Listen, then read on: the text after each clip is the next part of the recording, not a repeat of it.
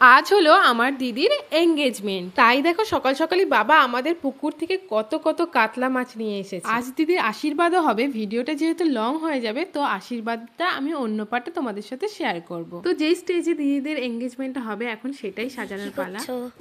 চেয়ারটা সারা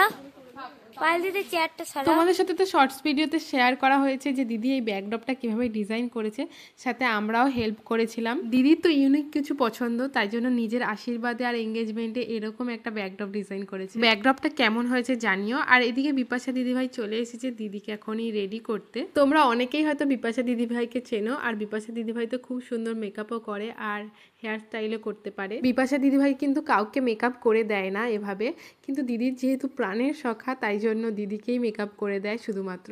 তো দিদির আশীর্বাদ, দিদির বৃদ্ধি এবং রেজিস্ট্রিতে কিন্তু বিপাশা দিদিভাই খুব সুন্দর করে মিষ্টি করে সাজিয়ে দিয়েছিল। দিদির তো ওদিকে মেকআপ চলছে তোমাদের দেখালামই, আর আমার ঘাড়ে দায়িত্ব পড়েছে এই স্টেজটাকে ফুল দিয়ে সুন্দর করে সাজানো। কি জানি দিদির মনের মতন হবে কিনা, তাই একটু ভয়ে ভয়ে সাজাচ্ছিলাম। ইতিমধ্যেই দেখো আমার দিদি রেডি হয়ে চলে এসেছে, ও আবার আমাকে হেল্প করতে স্টার্ট করে দিয়েছে।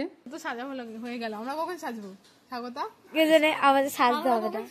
এই যে এটা আমাদের দাদা, এটা দিদি, এটা দিদি, এটা মালা। হ্যাঁ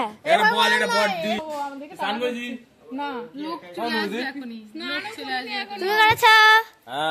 আমাদের এখন রেডি হতে হবে, এখনো কিছু ফুল গাছাই হয়নি। ফুল গাছ কই দেখি? হয়ে যাচ্ছে।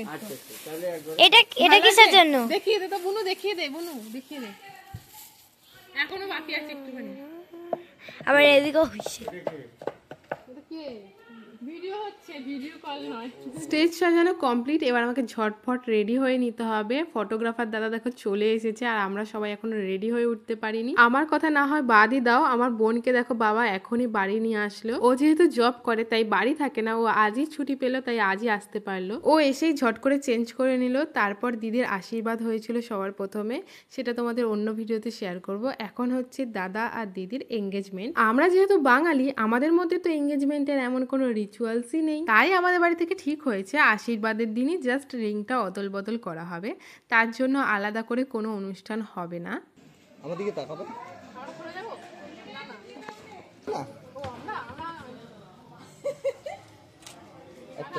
দেখবো দেখবো, একটুখানি সরে যাও দুজনে, একটুখানি জাস্ট। দিদি এবার সামনে তাকাও।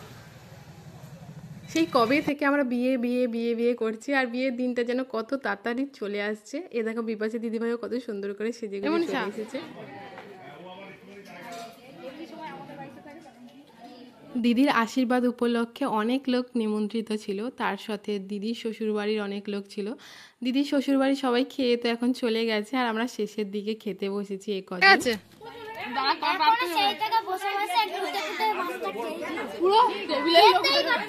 সব ফাঁকা ফাঁকা।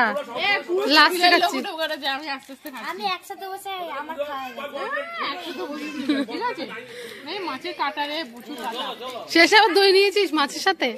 দইটা দিদি ভুলে গেছিল, দইটা হেভি টেস্ট খেতে। আমি দেখ মাছ খেতে পারছি না, ওই যে জেঠি মাসি সবাই দই খাচ্ছে। আজকের পুরো দিনটা তো খুবই হই হুল্লোড় করে কেটেছে, আর আশীর্বাদের ব্লগটা খুব তাড়াতাড়ি আসছে। বিয়ের সব মজাদার ব্লগগুলো দেখতে চ্যানেলটাকে সাবস্ক্রাইব করে রাখো।